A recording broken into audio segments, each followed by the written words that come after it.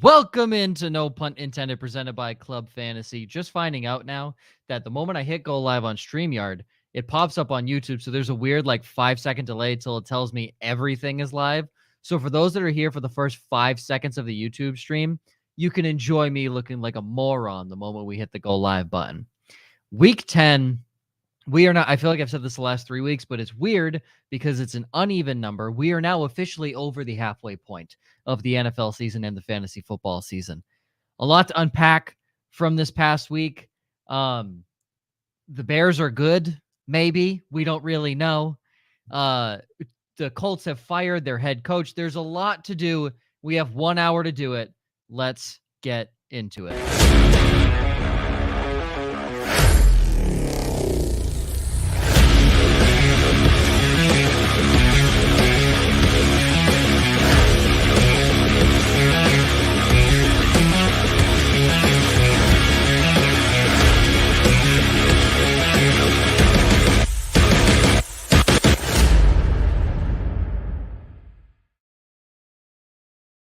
Welcome into No Punt Intended, presented by Club Fantasy. I am your host, Joe Zollo. Joining me as always, Joshua Hudson, Ryan Weisse. Gentlemen, how are we?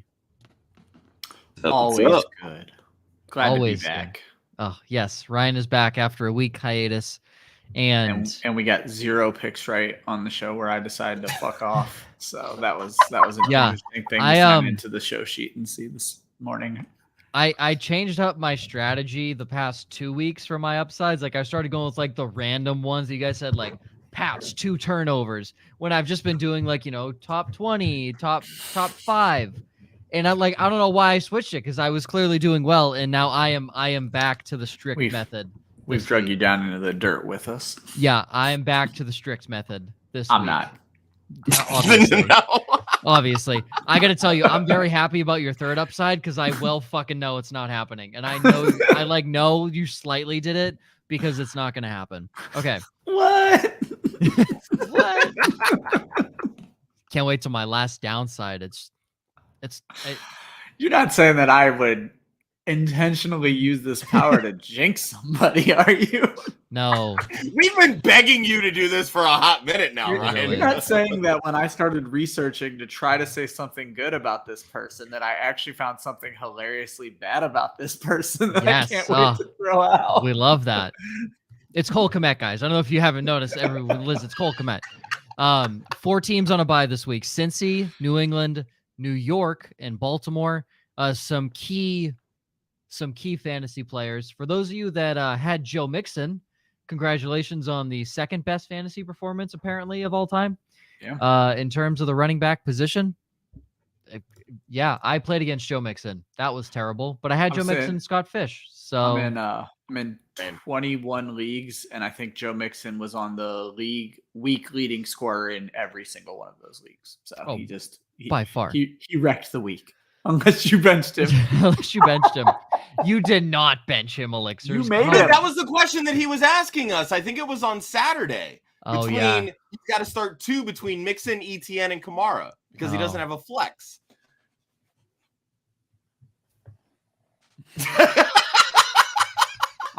Sorry. I take a week off. You guys out here telling people not to start the second greatest scorer in fantasy football history. Listen. His only PPR league. Listen. I mean, I'm just saying. Listen.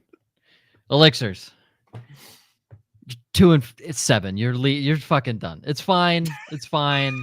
Everything's okay. I love that we have built an environment that our fans are going at our other fans. Our Elixirs are best buds. They're best buds. Okay. Quick updates. Frank Reich has been fired about 9 weeks too late. I said we called that. I would love to. It was week 2. I think Josh and I talked about it on either this show or the Monday show. So. Yeah. They decided, you know what? Jeff Saturday. That's the guy. Not Why like. Not? I mean, he certainly has the experience. If that's not we need to sell tickets kind of hire, I don't really know what is. So Jeff Saturday, the head coach now. Josh Allen dealing with a UCL sprain in his right elbow. Matt Stafford in concussion protocol. Kyler Murray day-to-day with a hammy. Keenan Allen did not practice today with a hamstring. So if Kyler Murray's hamstring is anything like Keenan Allen's, he actually won't be in the NFL until 2025. Yeah. So it's a good career, buddy. Yeah. Darren Waller limited in practice with a hamstring injury. Wait a second. Kyler Murray is about to miss extended time.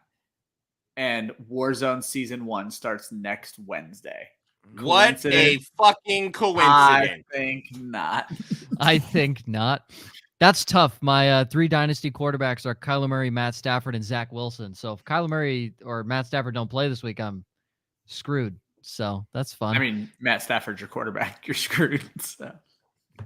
Yes. Or Zach Wilson, for that matter. So Deebo Samuel missed week 8 with a hamstring. Full participant. He should be good to go. JT returned to practice Wednesday. Treylon Burks is designated to return from the injured reserve list. I saw a report, too, from Damian Pierce from Houston. I can't remember what the issue was, but I know he was limited, I think, in practice on Wednesday. Yeah, it is a late ad. I want to say chest, but I might be wrong. I want to throw in for the Colts are playing the Raiders this week. And someone pulled a tweet from Jeff Saturday back, I think a couple weeks ago. I think it was against the Saints. That said, just check the stat line and was shocked to see Devonta Adams has 0 points.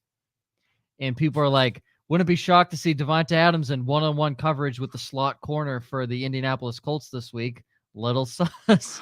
So if you wonder why Devonta Adams is one-on-one coverage with Rock Yassin, it's because Jeff Saturday has Devonta Adams in his big money fantasy football league. Good Lord. There you go.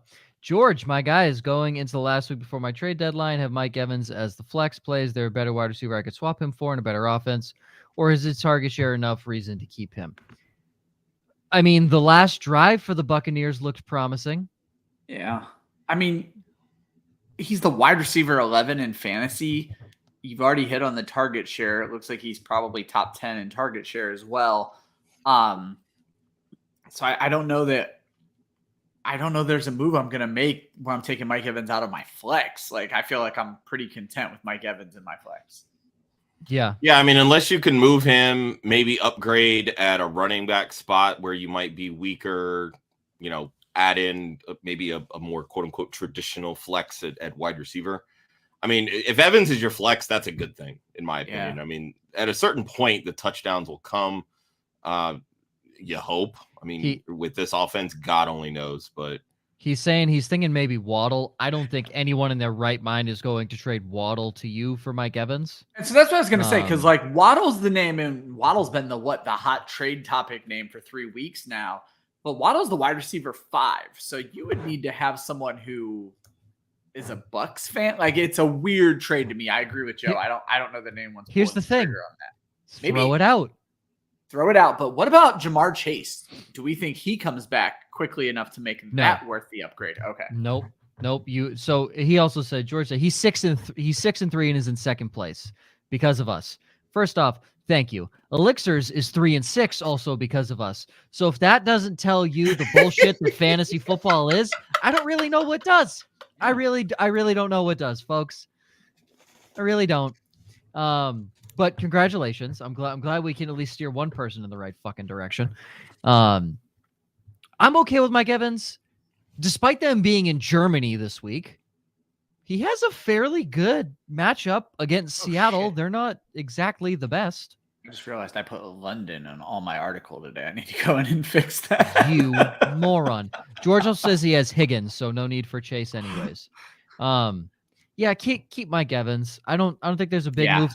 Throw out the Waddle trade. Hell, if someone wants to trade you Jalen Waddle for Mike Evans, whoop-de-fucking do. But I don't think it's going to happen, but it doesn't hurt to at least throw it out. It's not an insulting trade offer by any means. Like, you're trading wide receiver 1 for wide receiver 1. Because Miami had their I mean, you could even try for like a Chris Olave, a CeeDee Lamb, maybe an Amari Cooper. Miami has not had their bye. Not Amari Cooper. Miami has their bye next week. Not Amari Cooper. We don't know what Amari Cooper is going to look like when Deshaun Watson's back. I would want Evans over. Why Cooper. wouldn't? I mean, all Watson did in Houston was throw to DeAndre Hopkins and Brandon Cooks. What makes you think he's not just going to throw to Amari Cooper? And Watson hasn't thrown in NFL action in 18 months. Well, Tom Brady looks like he hasn't thrown in NFL action in 18 months because he can't find the fucking end zone. Okay. So you have a guy who has played and a guy who has. You need touchdown upside. See if you can get McCole Hardman. Shut the fuck up. Keep Mike Evans. Flex Lord Chino, I hate you. Should I trade it? I almost picked up Mecole Hardman in a league this week because I'm like, fuck, I need a receiver.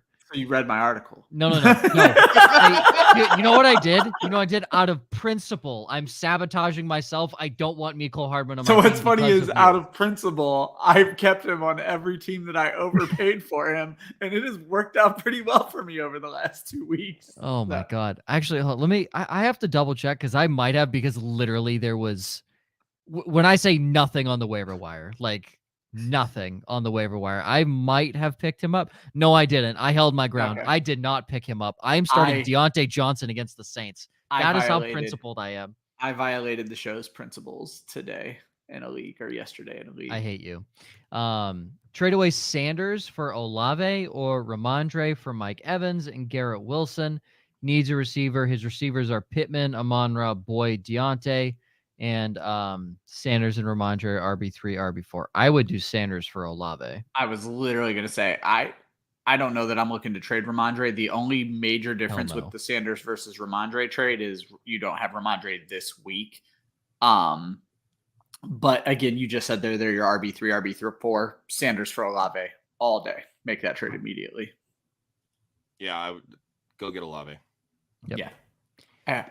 I have big thoughts for Olave this week. Elixir's traded Mixon for Waddle this week. Yeah, good call. Yeah. I mean, that's selling high on an inconsistent guy, and you very much improve your depleted wide receiver room. Yeah, I mean, I think Josh said this on Monday, and we say this all the time. Joe Mixon is good for 2 or 3 of these types of games every year, and not these types. He's good for one game like this every year. It's gone now. You don't get those points again. So make that move. This is his Hassan Reddick game. Keenan Allen sucks balls. Yep. I mean, there's no question. I would find a way to block you and never speak to you again. But my fantasy teams completely understand where the fuck you're coming from. So yes, fuck you, Keenan Allen. I'm there. Also, hallway hot dog. That sounds like a sexual term. It just sounds like a sexual term. Props to the name. Or a stern food warning. Or a no, That's like gas station sushi. Yeah, 100%. Hallway hot dog. Diner lobster. Diner lobster, gas station sushi, hallway hot dog. All interchangeable terms. All interchangeable. Keenan Allen, yes. Yeah. Parker, did I win this trade? Traded Dalvin for Pollard and Dameon Pierce. Yes, you got 2 running backs for one. Two good running backs. Yeah, 2 good running backs for one. Yeah, 100%. Especially this late in the season, that's enormous. RB depth after the bye or after the trade deadlines there's no better thing heading into the fantasy playoffs than RB depth. He knows. There you go. Or she knows. No, this person could be the hallway or the hot dog. We don't really know. That was a good joke. Fucking laugh. That was a good joke.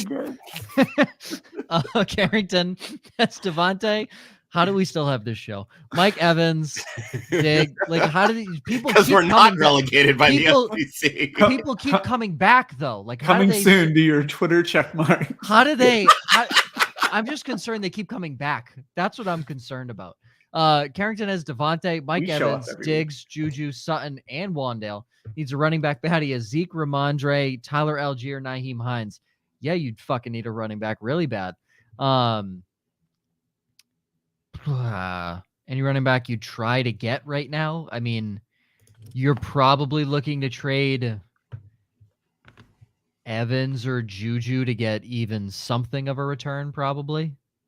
Yeah, I mean, the Josh Jacobs manager might be willing to move if they don't have faith in what Josh Jacobs is doing. The Dalvin Cook manager is clearly looking to move. I don't think that's a bad I saw deal. Dalvin traded in one league that I'm in, and then we just literally got a question today about moving Dalvin Cook. I feel like he's doing well, but with like the explosion at like the top spot on some of these running backs, he's just kind of floating like in the mid range, and I feel like he's kind of going under the radar. Yeah, I mean, he's RB13 on the season, so I might go after the Cook. You might go after the Ramondre Stevenson manager if they're having bye week issues right now. No, he has Ramondre. He has. Oh, Ramondre. my apologies. Yep. What about Aaron Jones? The injury scares me more than anything, just because how much longer are they going to let that offense sputter? So I'm very down on Aaron Jones this week, and it's probably going to come back and bite me, but it's not a great matchup either. So yeah, I would try to move Evans or even Juju. I feel like this would be the time to move target. Juju. Damian Pierce, I think, would be a good target. Dalvin Cook, absolutely. Just kind of looking at guys in that range. Maybe Jamal Williams, just because they're feeding him the ball at the goal line. Yeah, what the fuck? No, he's not losing that job this entire season. They're feeding him the football, not at the goal line. They're feeding him the football. Yeah, well, I mean, if you could trade Juju and get Jamal Williams and potentially another like upside wide receiver, I would do that. I think you start with Cortland Sutton on Jamal Williams. I don't know that you could do that too, probably. Yeah. Juju feels expensive, but I wouldn't go quite. I'm willing to move Juju for Jamal, but you always start with your low point. So, but yeah, that might be. I feel like everybody is down on Sutton. I mean, he's had 3 shit weeks. Jerry Jeudy 5 straight weeks over 50 yards. Last 2 over, yeah, that's fair. 20 at the position. Like Sutton is down right now. Yeah, it's very fair. Yeah, I mean that whole offense is garbage. Yeah. Elixir's 2 running backs standard. Kenneth Walker III, whom Ryan said would not be able to figure out the. I did not say he couldn't figure it out. I said I didn't think they wanted to throw him in. I was very wrong, but I did not say I love that kid, but I did not say he couldn't figure it out. Needs 2 from this list. Tony Pollard, Najee, James Conner. I mean, you might just be Najee. Yeah, you might just be defaulted here to Kenneth Walker and Tony Pollard. I say Connor's active. The right answer to me anyway. Yeah, it's the right answer exactly because Connor's active and in a standard league, he's still going to hold value, but you still got to give it a couple weeks to see how they're going to use him and together. There's reports fucking Jalen Warren is taking over for Najee Harris. I don't know how much I read into that. I don't know how much I think it's really going to end up being more of like a Zeke Pollard situation. Like you can see that Warren's got juice. He runs well with the football, but you give somebody like that 20 plus carries in a game. I don't know that it holds up. The new tagline for the show: backup running backs are supposed to be more efficient. Yeah. Scampers, ballroom corn dog or a gas station tuna salad? Ballroom corn dog all day. Ballrooms are fancy as fuck. Definitely the corn dog. Can we would anyone choose a good tuna salad over a good corn dog? I would never choose a tuna salad. Exactly. I would never. Yeah, I was gonna say.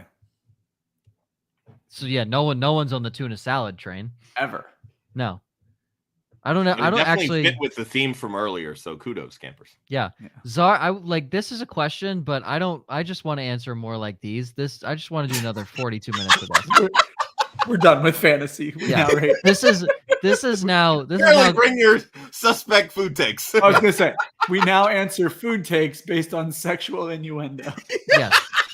This is now Club Flavor Town. This is what it is. This is Club Flavor Town. That was a sexual question, says Mr. Scampers. Yeah. Yeah. Young ho cool. I mean literally that young ho.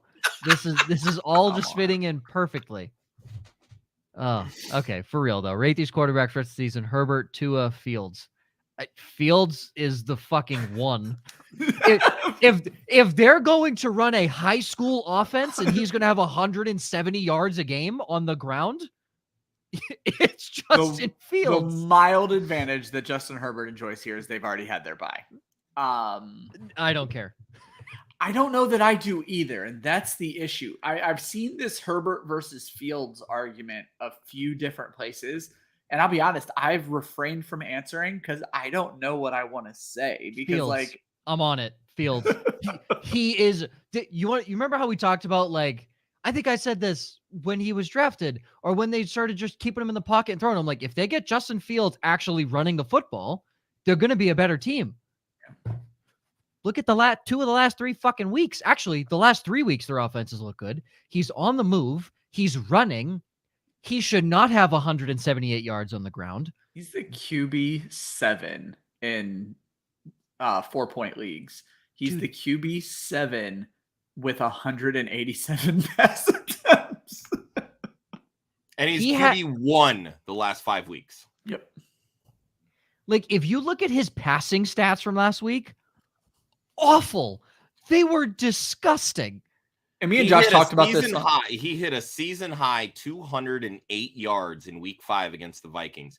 His passing yard numbers have literally gone down, dropped each week, and only threw for 120. The one thing I want to throw out about this is, and Josh, we talked about this on Monday, some of the passes he is making look really good. Like, the kid can play quarterback. It's just going to take time. But there's a lot of throws that are bad. Very bad.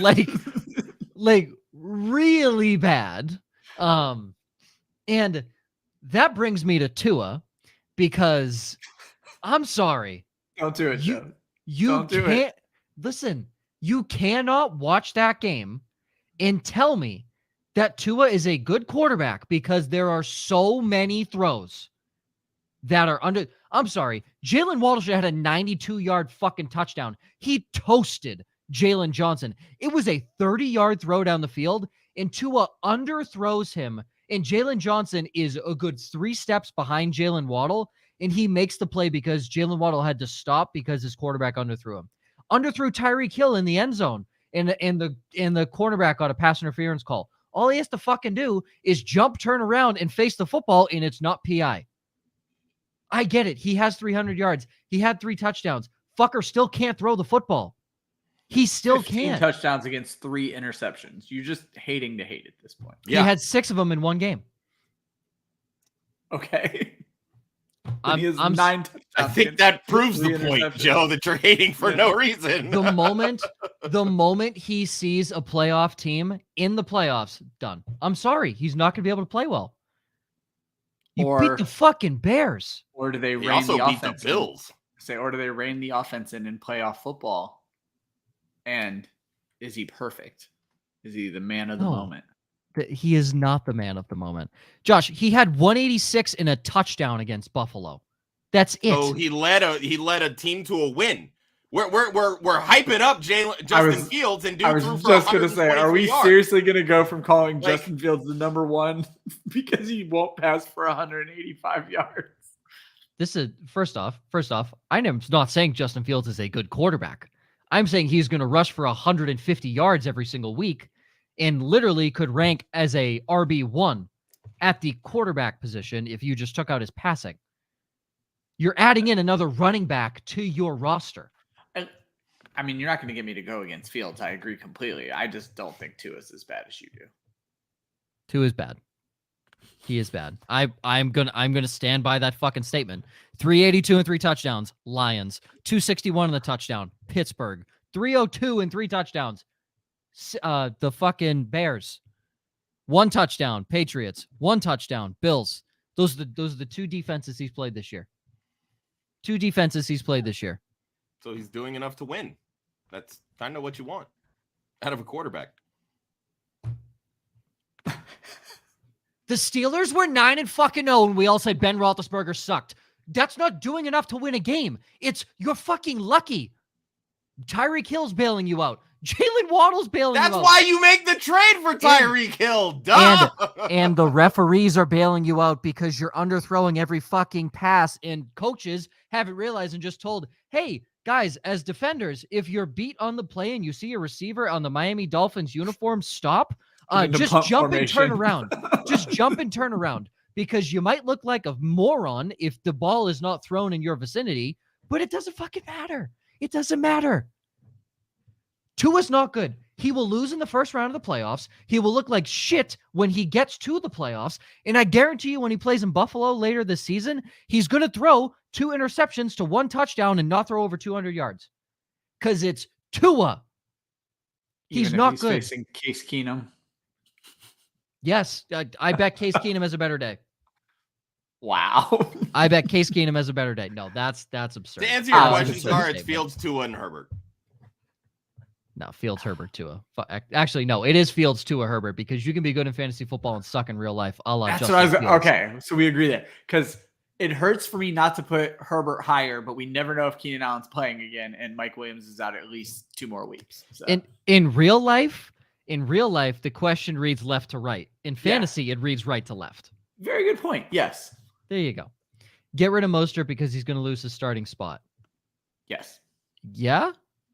I'm fine with trading him. I don't think he's going to lose his starting spot, but they did give up, I don't want to say good draft pick for him. I mean, it's a 5th round pick, but when you've traded so many draft picks, a 5th round pick will come in handy for this team, and they need to plug holes on defense. So doing that for a running back that already knows the system and then came in literally after 4 days to do what he did, it definitely makes me hesitant on Mostert, and that's why I mentioned him as one of my sell candidates on Monday's show. Christmas Kirk or Jeff Wilson in a half point? That's a slip. This week, what's the schedule? Let me see. They play in Kansas City. Jeff Wilson's home against the Browns. That's Jeff Wilson. Yeah, give me Jeff Wilson this week. Yep. And Elixirs, last one before we get into upside downsides here. Could drop Kirky Cousins kisser. Okay. Pick up Deshaun Watson. No fancy nickname for that one? No, there's plenty of material. I paused. When is he starting? I got Tua, tag him and bag him. Dang, this is really hard to have Deshaun Watson in this question. But his bye is next week, so I need a backup. Do I wait till week 12? Well, you're not going to get Watson if you don't get him now, because everybody's going to have the exact same plan as you next week. I don't think you go for Watson personally. Yeah, it's hardly worth it. Like, are you really going to have the confidence from week 12 to 17, the last 5 games of your fantasy season, to be like, Deshaun Watson, take me to heaven, baby? Okay. Deshaun, that guy. Oh, yeah, and Cousins he's consistent. I mean, he's a consistent low-end QB1. He's nothing really flashy, but he gets the job done. That's really what you want out of a backup, because right now, Tua is lighting him on fire. Yep. Tua's in Buffalo in the first round of the fantasy playoffs. Exciting stuff. Don't start him. That's the one thing about Fields, and that's what we've been literally saying for 3 weeks on this show, is Justin Fields' schedule. Oh my God, it's cake. Yeah. So. It's absolute cake. Okay, into upside downsides here. The aforementioned Justin Fields sets a season high in passing yards against Detroit. A season high in passing yards is like the season low in passing yards for half the league. And that's okay. Yeah, he has to break 208 against the worst defense in the world. But then again, Aaron Rodgers couldn't figure it out. Exactly. Certainly couldn't. Yeah, I saw, the new Taylor Swift song that says, it's me, I'm the problem, it's me. Like, that's part of the chorus. You guys heard that song? Or no, you're not on TikTok. You guys are too old. So on TikTok, it's a trend. It says, it's me, hi, I'm the problem, it's me. And someone put that over Aaron Rodgers on the sideline with a crying face. Because it is Aaron Rodgers. He is the problem. And 100%. They just need to run the damn football. It's Jordan Love's time. It is not Jordan Love's time. I mean, at a certain point, they truly do have to figure out what they have in this kid. Yeah, no, they do. I mean, they have to. I think that point is now. I mean, I was being facetious when I said it's Jordan Love's time, but it's time to get him in the game. So. McCaffrey is the RB1 this week against the Chargers, so bench him, because the 3 times we've called that this season, they haven't even ranked. So that's great. And Jerry Jeudy's top 20 this week against Tennessee. I really don't want to hear. Well, we talked enough about Justin Fields. Don't even jinx Christian McCaffrey. I don't want to hear the Jerry Jeudy take. So can we just skip you? I don't want to hear it. I mean, I'm probably going 0 for 3 anyway, so sure. Yes. Hell yeah. Let's go. Yeah. Speaking of 0 for 3. Yeah. Speaking of 0 for 3. The only thing I'll say on Jeudy, just to try to justify this, Tennessee gives up a ton of points to wide receivers. I believe they're second most fantasy points allowed and 7th most from the slot. That's where Judy's running. We've already seen it with Wilson. He's not getting the ball deep. That's why Cortland Sutton has suffered so much. He's looking underneath. That's favoring Dulcich and Jeudy. So Yes. I have to start Cortland Sutton this week. So, yay. I do too. In 2 Well, weeks. there you go. I literally just did you a favor because I jinxed Jerry Judy. Yeah. Oh God. You're welcome. Thank you. Ryan, thank God I didn't pick up Rashad White. I was like, there's no way. There's no way. I'm not feeling it. And now Ryan just solidified it. Rashad White scores 10 plus fantasy points in Germany. Munich specifically. Did I put London on this? You put too? London, yep. Against the Seattle Seahawks. Chris Olave is a top 10 receiver against Pittsburgh. And Cole Kmet makes it 3 games in a row with a touchdown against Detroit. Let's get it. I mean, I could defend this take, but I'm not going to. But I was shocked to figure this out. Like, I'm like trying to be nice to this jackass. Cole Kmet has 1 red zone target this whole fucking season, and it's for -1 yards. No, it's not. That's his whole stat line inside the red zone. I was like, maybe it started happening more the last 3 weeks. No. 1 red zone target on the season for -1 yard. Fuck you, Cole Kmet. So he's getting these touchdowns. No, that his touchdown 2 weeks ago was in the red zone. Yeah, he was 2 for 11 and 1 touchdown. Well then fantasy data has been pissing me off terribly the last few weeks, and maybe it's they really have. For a while, Justin Jefferson still had only played 7 games, and that was up until about 4 o'clock. I wrote them an email about that this week. Not that I'm here to shit on fantasy data. Yes, so they have Cole Kmet at 7 games played, 1 for -3 yards. I even had my stat wrong. I think I may be canceling my subscription online right now. The whole world can hear. I think I'm fucking done with fantasy data, and you should be too. Wow. So yeah, they haven't recorded Cole Kmet's last 2 weeks, which is arguably the best 2 weeks of his entire career. So yeah, I mean, hey, maybe all it took was for his Notre Dame teammate Chase Claypool to join the team. Okay, well, before the last 2 weeks, Cole Kmet had 1 red zone target for -3 fantasy yards. Yes, we love that. So 0.7 fantasy points for those in decimal leagues. My picks. Greg, I definitely spelled his name wrong. This is not how you spell Dulcich. Nope. Yeah. There's no first H. No H. Yeah, no first H. Greg Dulcich, top 8 against Tennessee. I like him a lot the rest of the year. And I think we've said this week. Yeah, I think most of us have agreed. Darius Slayton, top 28 against Houston. That's a ballsy call. Yeah. Like, that's the one I'll probably have you elaborate. But what's your next one? Amari Cooper, top 15 against Miami. Which I like a lot. But all of my stats are very... He put freaking Xavier Howard on skates the last time they played. Oh, dude. All of my stats are very much against the Giants passing game this week. Because, like, I had Jones in my top 5 for streams of the week, and I think I ended up taking him out. So maybe you can get him back onto the list. I don't know. Yeah. Well, first, Amari Cooper. The exact reason because he's playing Xavier Howard. Yeah. And, oh, God, was it so nice to watch Darnell Mooney cook the fuck out of him on that touchdown. And he made... God. I mean, pat myself on the fucking back for calling Xavier Howard an absolute fucking chump. He sucks, dude. Awful. Awful. Week 1, Xavier Howard's back. Yeah, no, he was playing against Devontae Parker. No, he's not back. Let him play against a good receiver. Darius Slayton. I don't know, Ryan. I don't know.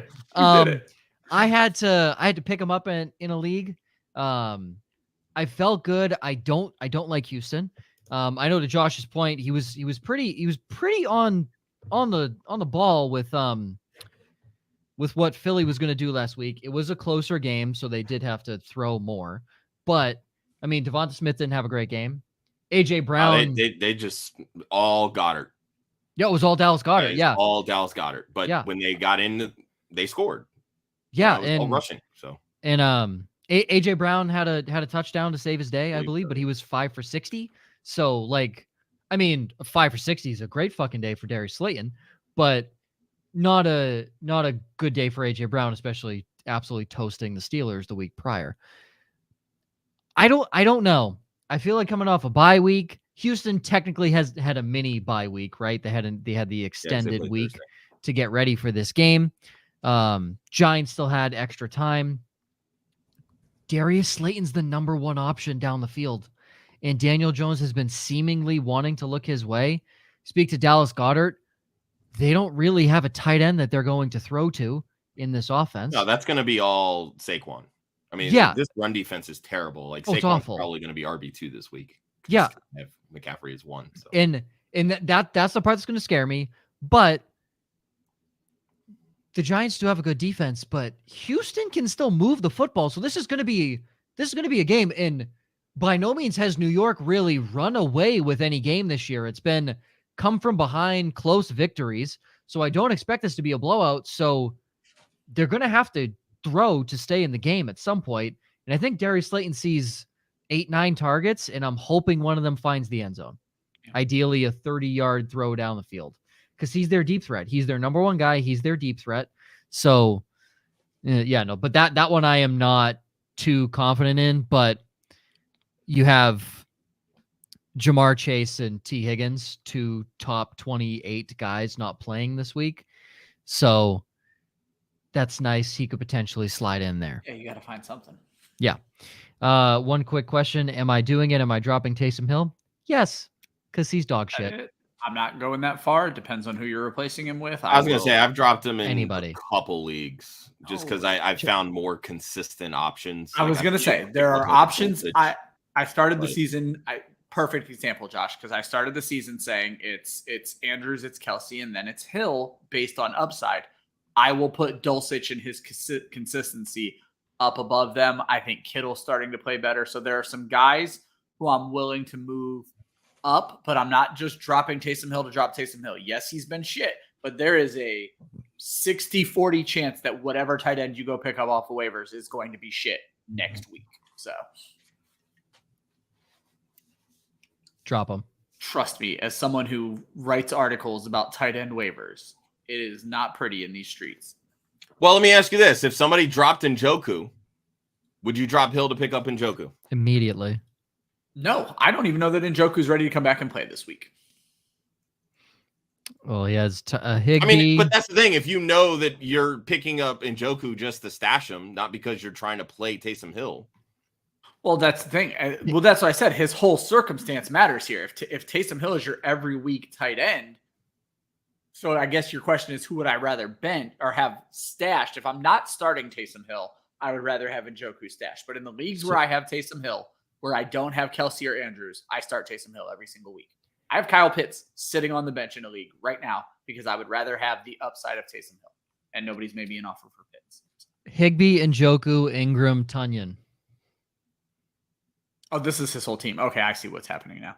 See, I'm a big guy on Higbee. I know he's been absolute trash. I'm assuming this is, well, hold on. Is this PPR or standard? Probably a standard if we're talking. If it's standard, then none of them.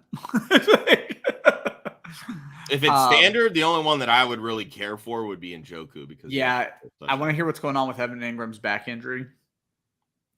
Never good for back injuries. So yeah. Oh, and it's Pitts. Oof. Look, dude, like fuck, man. I think Pitts has been obviously been an extreme disappointment, but in a standard, Pitts is more playable than he is in a PPR. So, because you have the same touchdown upside as anybody else, because he's never going to get the yards. Just apparently. And here's the thing: he's got Carolina this week on Thursday. He'll be fine. I like him this week. He had his best game of the season against Carolina a couple weeks ago, and they are now scheming for him. If you've watched, and I know Elixirs, you watch Falcons games, obviously. They're scheming for Pitts now. So, like, I started Pitts over Hayden Hurst. I think I lost like 2 points. The dude I played against at Devontae Adams. Didn't fucking matter. But, it was a 2-point difference from Hayden Hurst to Kyle Pitts. And again, this is obviously a reason why it's tough to play Pitts. I mean, he was 7 steps behind the defense, and Mariota overthrows him. Yeah, that was a weird one. Which again, like that tells me 1, Marcus Mariota is still Marcus Mariota. He's not perfect.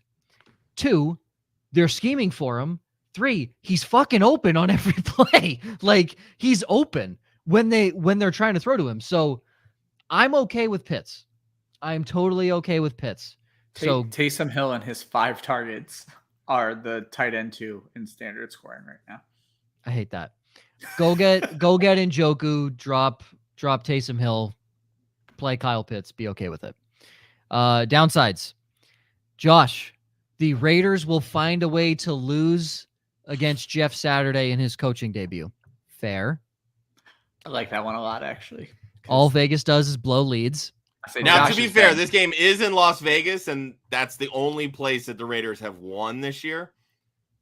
But their run defense sucks. If they get Jonathan Taylor back, I firmly believe a first-time head coach is just going to run the fucking football, especially who used to be a fucking offensive lineman, by the way. Yeah.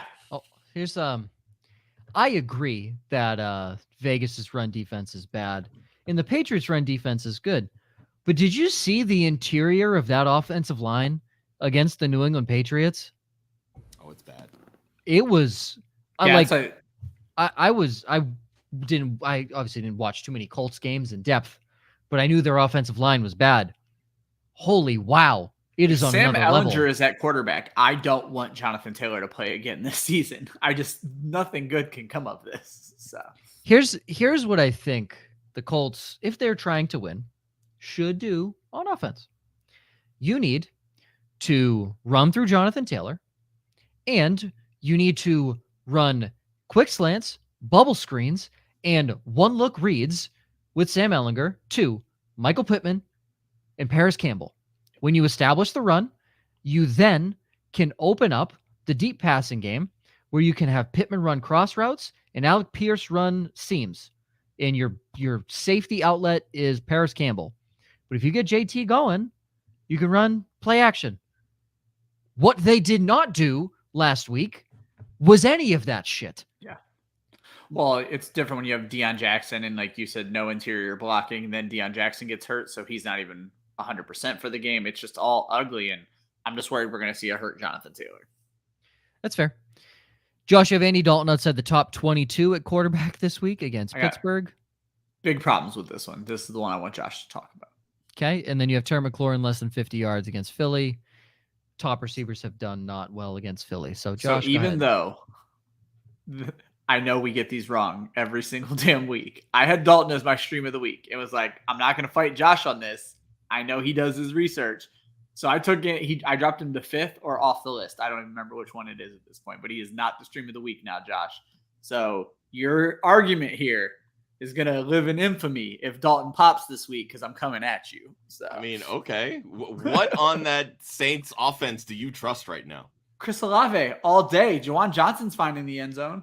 Alvin Kamara can score from anywhere. Juwan Johnson got lucky. That was a terrible 5 times play this by year? Marcus Peters. I mean, yeah. Terrible play by Marcus Peters. Fucking terrible. But I mean, I get it because, you know, if he's out of bounds and you push him, it's another 15 yards. So, I mean, I don't blame him. But again, like, you've got to be able to hear the whistle, especially when the line judge is like right there next to you. But again, that game was all by playing catch up. I do not trust Pittsburgh, but what I do trust is Andy Dalton sucking against Pittsburgh.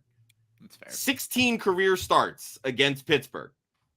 He has lost 13 of them. He is not good against the Steelers. And I understand those were very different games, but Pittsburgh's coming off of a bye. They have the ability to get healthy. I don't know if we get TJ Watt back yet. I was just going to say Fitzpatrick will be TJ back Watt there, back, and Fitzpatrick can make Andy Dalton's life miserable. Enough that I'm not really, even if Olave has himself a decent game, I'm not convinced he'll find the end zone. But this is Andy Dalton in Pittsburgh. No, I read what you wrote, and it made a lot of sense. So, and I'm very happy they're getting TJ Watt back as a person who has TJ Watt in many leagues. So. Well, I mean, just look at what is it like the first game that TJ Watt played, they had 7 sacks, right? Yep. I think they've had 6 since he went out. Yeah, because they suck. That's what he is a game changer on that defense. So if they do get TJ Watt back this week, which I haven't seen that they will, but I also haven't seen that they won't.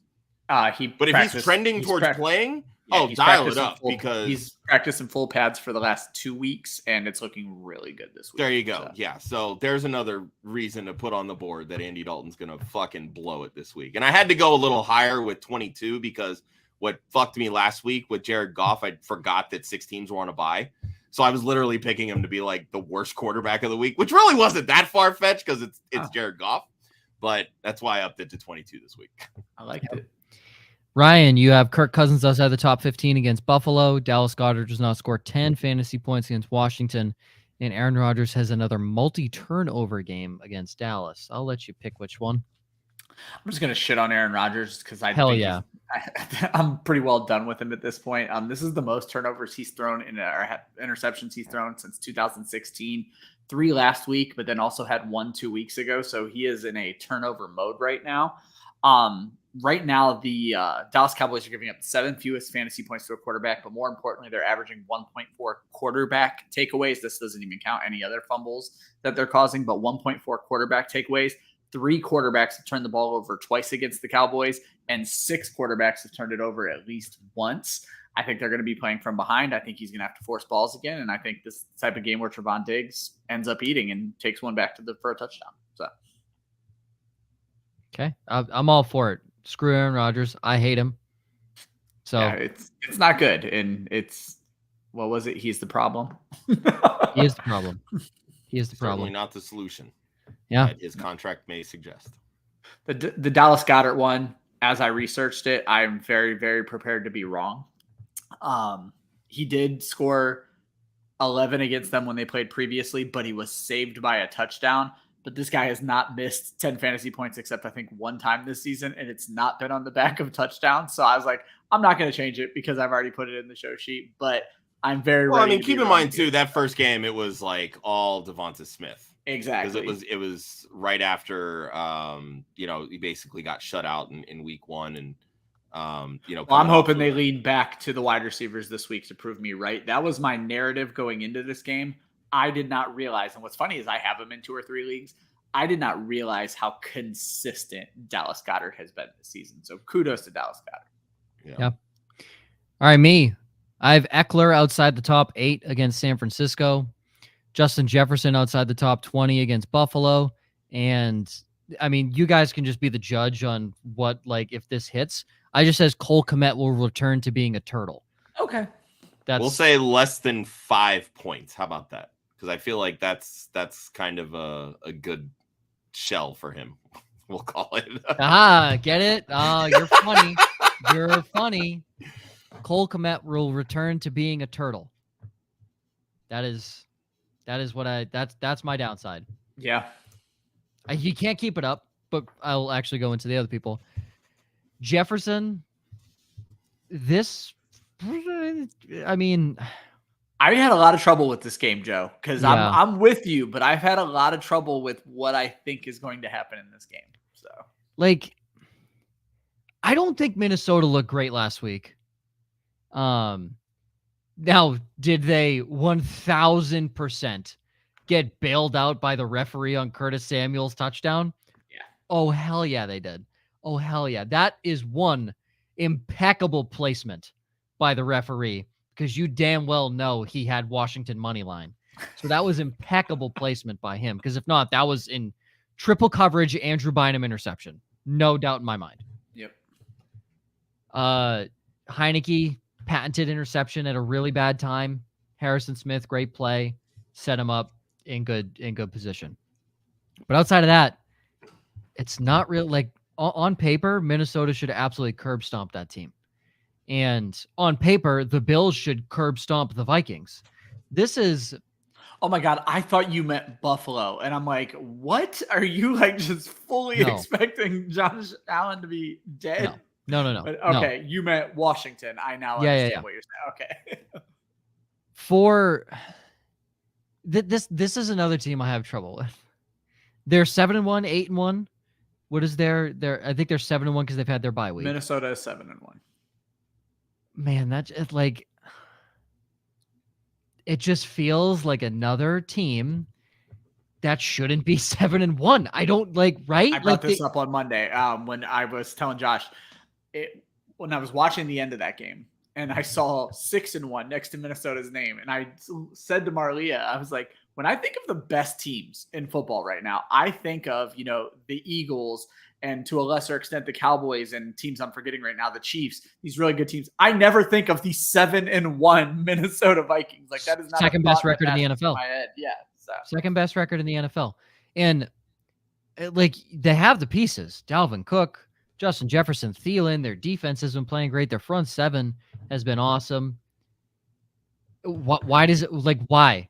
Is it just because it's the Vikings, or is it because like there's no way, like their division sucks. Like I think the other thing is sucks. I can't wrap my head around them having a good defense. Like I know they have Danielle Hunter and is it Devondre Campbell or whoever they brought over. Zadarius Smith, Jordan Hicks, Eric Kendricks.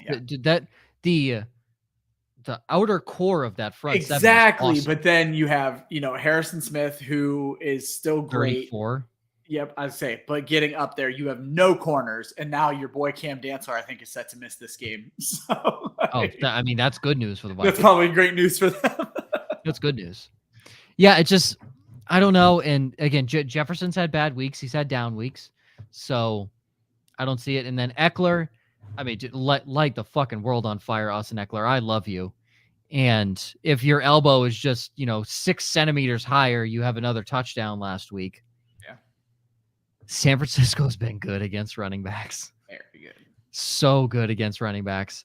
I don't know. I don't like it. They're going to San Francisco. I know it's like not far. It's just, a hop and a skip flight for them. But I mean, they play road games every week. So yeah. So they're used to being on the road. But I mean, you're not sitting him, but I wouldn't expect, a 20-point week out of Eckler. Yeah, it's fair. Yeah, maybe somewhere around 10, 12. Ryan, your stream of the weeks real quick. Yeah, so stream of the weeks. I haven't talked to him in a while, but I'm still going to give a shout out to Connect Go. So if you want to ever follow me over on Connect Go, you're able to link up with me and other fantasy analysts one-on-one. We can give you advice over there for a small fee. We can set up group chats, video chats, all that kind of fun stuff. We're going to go with Marcus Mariota at quarterback. You guys hit it on the head. Falcons had one of their best games 2 weeks ago playing Carolina. I'm going to expect to repeat this Thursday. Thursday games are always tough, but Mariota has scored 17 plus in 6 games this season, 28 fantasy points the last time they played, and that included 3 touchdowns. More importantly, I'm kind of sticking with this rushing theme with my stream of the week quarterbacks. 20 plus rushing yards in 6 games this season, and he's really turned it on lately. And the Panthers are giving up 15th most to quarterbacks right now. Greg Dulcich, Joe, you already hit on him earlier. I found this interesting. 11 plus fantasy points in all 3 of his career games at this point. Rookie tight ends are supposed to start slow, and he's not. 70% catch rate, 15 yards per carry. Tennessee gives up the 7th most to tight ends. They're giving up 5 for 67 yards. They've allowed 8 tight ends to score 7 plus fantasy points. They're doing all this with only allowing 3 touchdowns. And Josh, you kind of hit it with the way the Broncos are running their offense, especially since losing Javonte Williams. The touchdowns are flowing towards the tight end, and that's something we could see the Tennessee give up even on top of the volume. But I am going to also stick with Denver going up against the Tennessee Titans for my stream of the week defense. I'm going to guess it's bye week issues. They should not really have been this available, but I'm going to take advantage of it. Denver is still top 10 in sacks. They did lose Bradley Chubb, but I'm not overly concerned. I think the scheme is going to work out well against Tennessee, especially if Malik Willis is quarterback. In the 2 games Willis was the starting quarterback, the Titans have given up 3 sacks in each game. Even if it's Ryan Tannehill, I'm not all that concerned. Denver is one of the top fantasy defenses without recording a touchdown yet. I think they fixed that this week, and that is why they are my stream of the week. Okay. Real quick here, these last couple before we head out. Millie Mills, he says he's forced to start Mecole and Terrace because of wide receiver buys. There's no force, baby. Yeah, well, with Mecole, but also Terrace Marshall, not a. I like playing well too. Yeah. The Terrace Marshall's going to score a touchdown tomorrow night. The only thing that scares me is this Thursday Night Football. That's the only thing that scares me. If this was on Sunday, I would pick up Terrace Marshall and start him in a couple leagues where I need to. Apzar traded Kareem Hunt, Garrett Wilson, Ayuk for JT. It's really good if he's healthy and okay after that ankle. Yeah, it sounds like these guys are probably depth pieces for you. I imagine you're not like throwing Garrett Wilson and Brandon Ayuk out there every week. So if you're just looking at a Kareem Hunt to JT, I'm good with that. I'm good with it too. It just might hurt with Ayuk a little bit. He seems to be clicking in that offense lately. I'm just worried about JT and the fact that he practiced today. I was saying on Monday, I was worried they were going to shut him down for the season. I feel like Jeff Saturday is not a let's shut anybody down type coach. Jeff Saturday is trying to make a name for himself at this point. So he's going to throw guys out there and see what he can do. So last 2, Ravi traded Kelsey, Singletary, and Cooks for Saquon, Gesicki, and Damian Harris. W or L? You got rid of Travis Kelce, so it's an L. Yeah, I knew Ryan's answer. But if you break it down, Saquon over Singletary, obviously. Kelsey over Gesicki, obviously. Yeah. At this point, Brandon Cooks Harris over and Damian Cooks are a Harris. wash. Yeah, they're a wash. Yeah, they really so, are. I mean, I guess for me, it really just depends. Is Gesicki now starting for you? Because I would much rather have that positional advantage at tight end versus what the RB running back 2, I guess, on the season or whatever. I haven't found in a redraft league what it would take for me to trade Travis Kelce yet. I have a couple of dynasty teams that are dead, and I'm looking to move him, and I still want too much for him. But in a redraft league, you're prying Travis Kelce for my cold dead hands. So. It feels like Kelsey for Saquon and the other guys were throw-ins. And look, if you really need help at running back, I'm okay with it because I'm a guy where I think just pick up a fucking tight end. And if they're not Travis Kelce or Mark Andrews, suck it up. It's just a throwaway position. But if you really need running back help, I think Saquon is okay. I'm okay with it because I'm not. And you got 2 running backs in the trade. Yeah. One of them's just not starting. Yeah. Mr. Venue, should I go with Carr against Indy, Cousins against the Bills? Carr against Indy. I think I have to go Derek Carr. I'm weirdly down on Kirk Cousins this week. Yeah, Carr against Indy. Yeah, I don't love it, but yeah, give me Carr. Mo Diesel, Cousins or Danny Dimes? Ryan, you said you took Dimes off the stream of the week. Still has the rushing upside. I'll go Dimes here. So Danny as well. Josh? Yeah, Dimes.